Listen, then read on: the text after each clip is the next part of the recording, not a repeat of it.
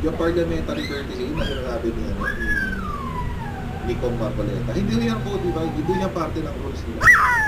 So dapat ba isaalang-alang natin ang tradisyon na huwag questionin ang budget ng vice-presidente kung merong mga bali-balita na galing sa COA, at no more than COA, galing sa COA mismo na nagkaroon ng maling paggamit ng pera ng bayan. In this case, mga kotsero, dapat mag-defer ang tradisyon. Bigyan natin ang pagkakataon ng taong bayan na makikita bakit nagkaroon ng ganong klase